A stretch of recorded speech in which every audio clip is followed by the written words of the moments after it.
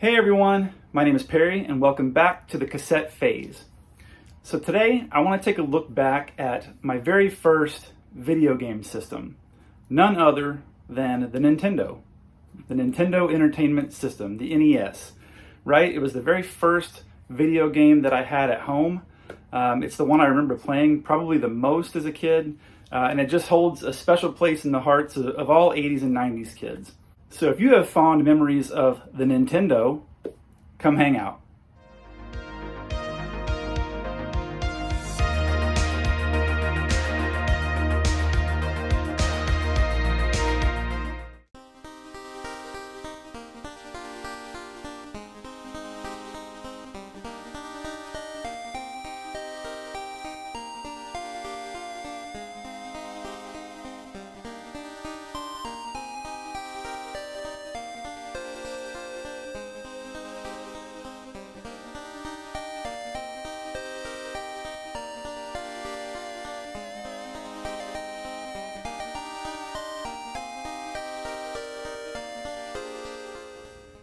So when did you get your Nintendo Entertainment System? When were you first able to say, now you're playing with power?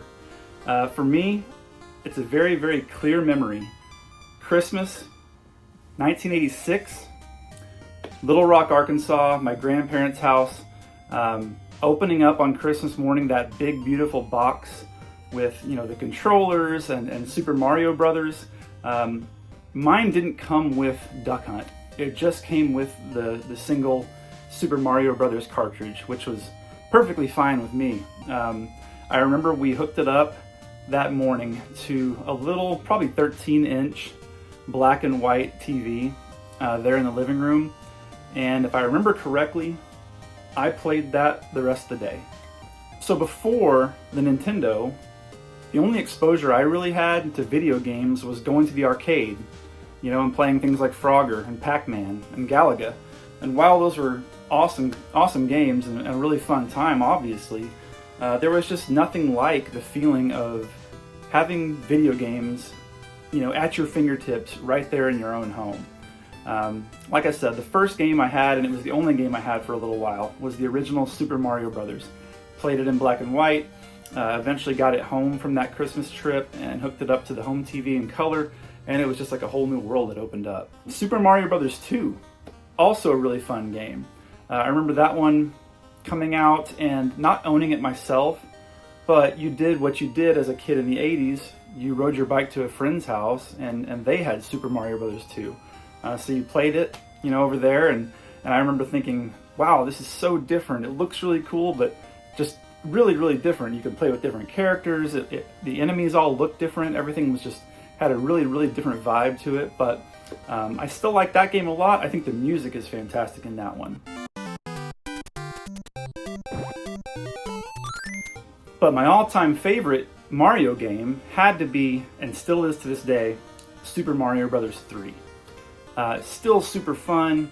I remember, and I've talked about this before on the channel, I remember watching The Wizard with Fred Savage and seeing the reveal at the Video Game World Championships, that there was a new game and how excited everybody was, and the screen came up and it's Super Mario Brothers 3, and like all of a sudden Mario's flying, there's overworld maps and all kinds of cool stuff going on.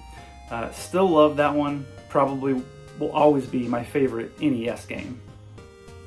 So let's talk about sports games, right? I was a big fan of sports, still am, and so, as the years went by, birthdays, Christmases, whatever the occasion where you receive some kind of present or gift, I started getting, multiple Nintendo games.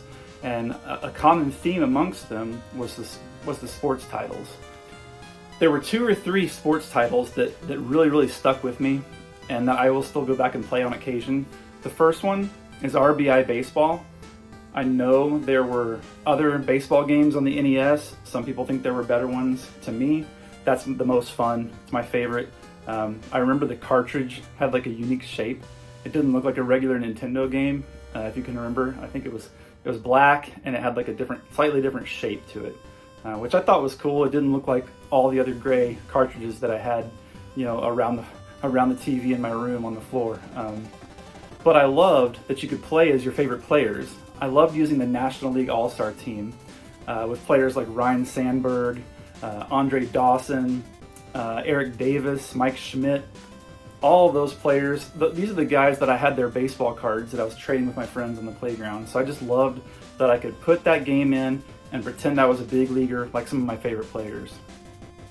Another sports game that I absolutely loved, and I'm sure this will be a popular opinion because it seems like everyone our age loved this game, and that was Tecmo Bowl, right? Again, NFL football, and you could play as some of your favorite players. And who didn't love using Bo Jackson on the Los Angeles Raiders and running up and down the field diagonally until you scored a touchdown? That was unstoppable, right? But we all did it. Yeah, really, really fun game.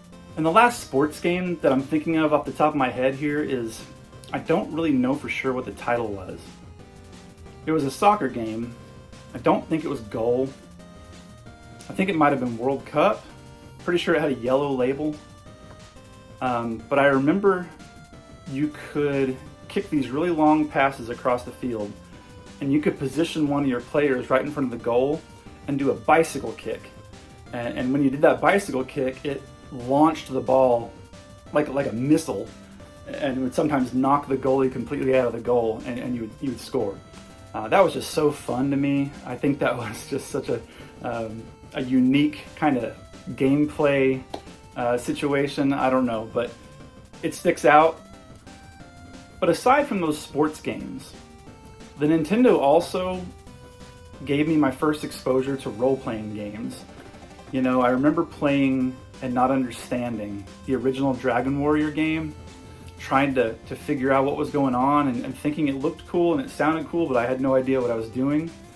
But the first one that I can really remember understanding was the original Final Fantasy. I can clearly remember the summer that we got that game and played through it.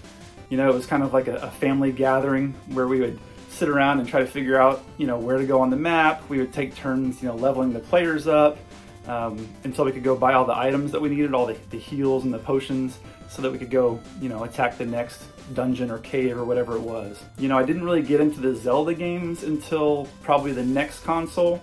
And we'll do another video on the Super Nintendo because I've got a lot to say about that one too. But for now, yeah, for the fantasy type role-playing adventure games on the NES, Dragon Warrior, Final Fantasy, those were fun. So where did you get your Nintendo games? I've mentioned this before briefly, but we had a little mom and pop video rental store down the street from our house that was within walking or biking distance. And that was the first place where I would go to get, you know, a rental for the weekend. Mike Tyson's Punch-Out came from that rental place, Excite Bike, and so many others. That place is long gone, sadly, but that was one of the very first spots where I could go to try new Nintendo games.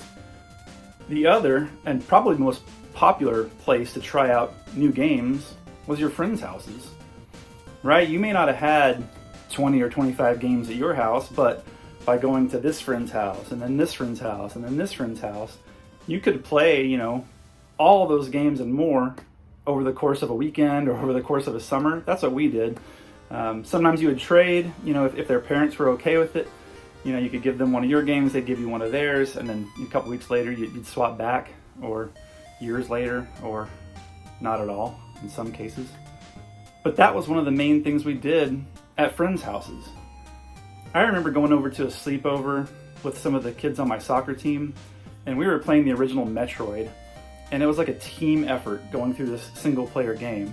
We had a spiral notebook out and we were writing out, you know, trying to draw out the map of where to go and what to do next, and helping each other out and cheering each other on. And so I'm going to pull a few of my games down off the shelf that we can take a look at. Again, I'm just a very, very casual collector. You're not going to see anything rare or anything too impressive, but it'll be fun to take a look at them. I do have a couple of boxed ones over there that we can pull out and kind of thumb through.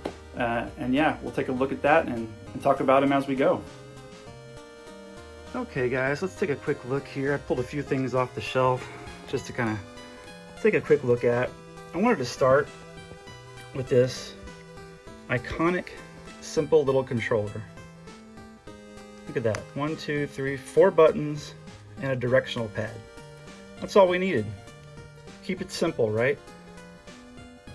You know, with such simple controls, game designers had to be really creative in giving us a fun adventure, you know, with very limited hardware and limited controlling capabilities. And just some of my favorite games here.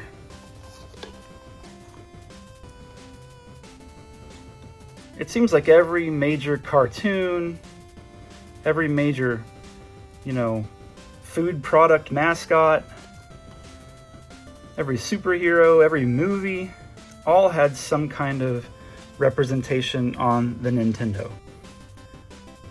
This is a really fun game. The sequel is too. But just look at that label art. How cool is that? Can you hear the music? Can you hear the theme song in your head? When you need help, just call Ch-Ch-Ch-Ch-Bandels. Rescue Rangers. Ch-Ch-Ch-Bandels. When there's danger, no, it never.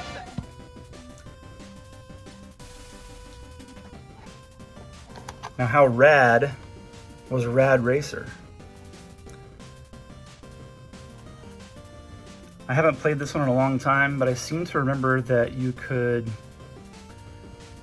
Is this the game where you could hit the select button and switch it from day to night? Or was it you could hit the select button and maybe make it 3D and there were 3D glasses? Am I imagining that? I don't know, but either way, this was a really fun racing game for the time. Similarly, we've got another driving game here. If I do this with one hand. Spy Hunter. This was like a top-down, you know, really fun, you know, racing really fast. It felt really fast.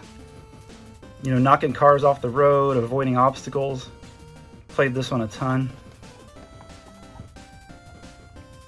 How can we forget some of the Happy Meal toys? And the various figures that went along with these guys. All right, let's see if I can take a look at one of these boxed ones. I don't know that I'll be able to get it open, but we're gonna do our best. So Double Dribble, I didn't mention this when I was talking about the sports games before, but this was one of my favorites. You know, I mentioned RBI Baseball, I mentioned Tecmo Bowl, and whatever the soccer game was, but this was such a cool basketball game. Remember these slam dunk cutaways? How ahead of its time was that? You know, you drive the lane and you get really close to the basket and you try to shoot a shot and it would go into this slam dunk animation. And there were, I don't know, 4 or 5 different ones. But just imagine you just tore the wrapping paper off of something like this at a birthday party or on Christmas morning. Let's see if I can get it out here.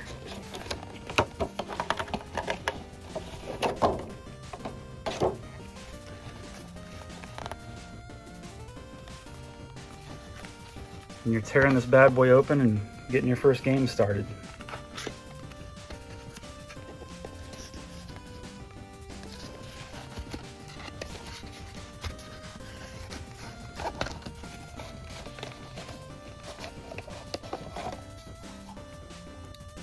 There it is. I'm not sure if this one's complete or not. Oh, there's the manual.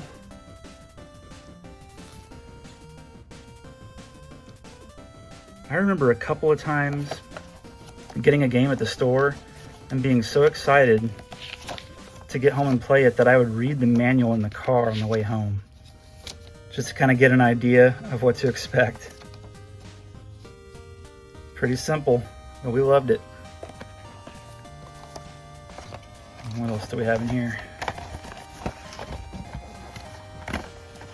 Oh, the sleeve. These sleeves are just so nostalgic, especially the ones with the red graphic on them like that. So awesome.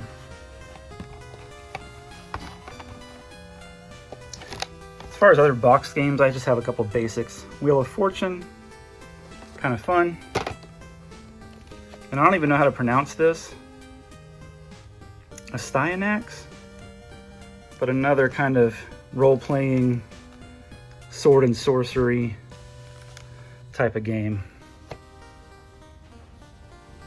All right, we talked about Rescue Rangers. Let's go back to the Disney afternoon here. DuckTales. So I remember playing this at a friend's house and not knowing that you could use Scrooge's cane to bounce on things, and just wondering why I couldn't get anywhere in the game until he showed me that. But you know, this was before the days of internet. I know that there was Nintendo Power magazine, but I didn't have a subscription to that. That probably would have explained it to me.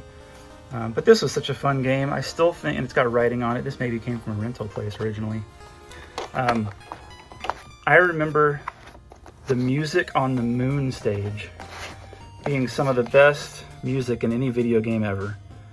I mean, all the stages have great music, but that one specifically, if you haven't listened to that in a while, go look up DuckTales NES Moon Level and listen to that music. It's just glorious. All right, the following Christmas, after I'd had the Nintendo for a year, I unwrapped this thing in the height of Turtle Mania and was just beyond excited. That label art is still so cool to this day. I remember thinking as a kid, wait, why are they all Raphael? Why do they all have red bandanas? I didn't understand that this is from the comic book art. And I'll be honest, as excited as I was to play that game for the first time, and I did play it a lot, it was a little bit hard for me as a 7-year-old or an 8-year-old. A little frustrating, a little hard to figure out. The controls weren't the best. But you know what? We still spent hours playing it because it's what we had. And it was Turtles. You know, you couldn't go wrong with Turtles. But as far as great games go, as I mentioned, my all-time favorite, as featured in The Wizard. Simple label art, but iconic. Super Mario Bros. 3.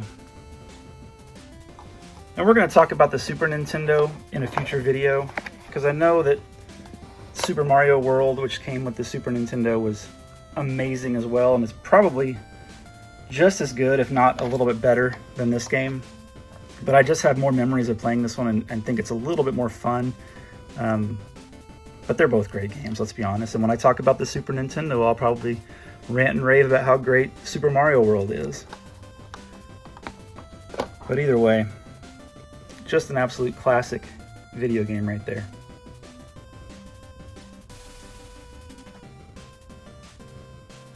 And there we are. So guys, I hope this sparked some memories for you and took you back to the simple fun of the Nintendo Entertainment System and all of its great games. If you enjoy content like this, consider subscribing. But for now, and as always, relax, enjoy life, and be kind.